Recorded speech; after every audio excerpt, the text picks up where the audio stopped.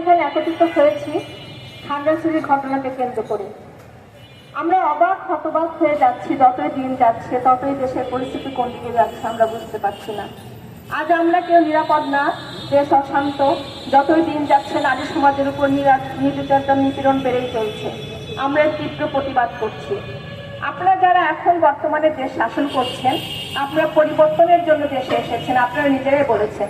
আপনারা কি বলতে পারেন কোন পরিবর্তন আপনারা করেছেন? 1971 সালে এই দেশ স্বাধীন করেছিলাম আমরা মুক্তিযুদ্ধের, মহান মুক্তিযুদ্ধের মাধ্যমে বৈষম্যমুক্ত সমাজ গঠন করব বলে। আপনারা সেই সমাজকে পরিবর্তন, আপনার সেটা পছন্দ হয় নাই, আপনারা আপনাদের মতো করে সমাজ পরিবর্তন করতে চেয়েছেন। আমরা স্বাগত জানাই আপনাদেরকে, যদি আপনারা সেটা তৈরি, সেই সমাজ আমাদেরকে উপহার দিতে পারতেন।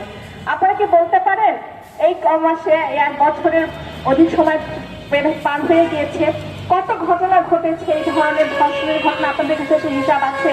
জানি না আছে কিনা, আমরা আসলে হিসাব রাখতে এখন আর পারি না।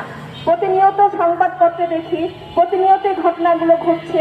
অনেক ঘটনাই সংবাদপত্রে আসে না, যেগুলো সংবাদপত্রে আসে এবং আলোচিত ঘটনা, সেগুলো নিয়ে আমরা পথে নামি, সেগুলো নিয়ে আমরা প্রতিবাদ করি।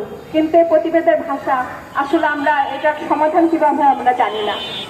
আজকে আপনারা যারা এখানে, আমরা যারা উপস্থিত আছি, আমরা আপনাদেরকে বলতে চাই, এই দেশ আমাদের, আমরা এদেশের নাগরিক।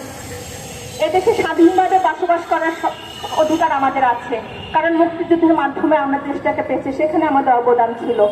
আমরা শান্তিপূর্ণভাবে বাস করতে চাই, আমরা নিরাপত্তা চাই। খাগড়াছড়িতে যে ঘটনা ঘটেছে, সেখানে দ্বিতীয়বারের ঘটনা ঘটেছে, যেটা আর্মিরা যেখানে নিরাপত্তা দেওয়ার কথা বলেছে, সেখানে নিরাপত্তা না দিয়ে সেখানে আরো জঘন্যতম ঘটনা ঘটেছে। একটা ঘটনাকে কেন্দ্র করে সেখানে পরিবেশ উত্তাল হয়ে উঠেছে। আমরা এই চিত্র দেখতে চাই না।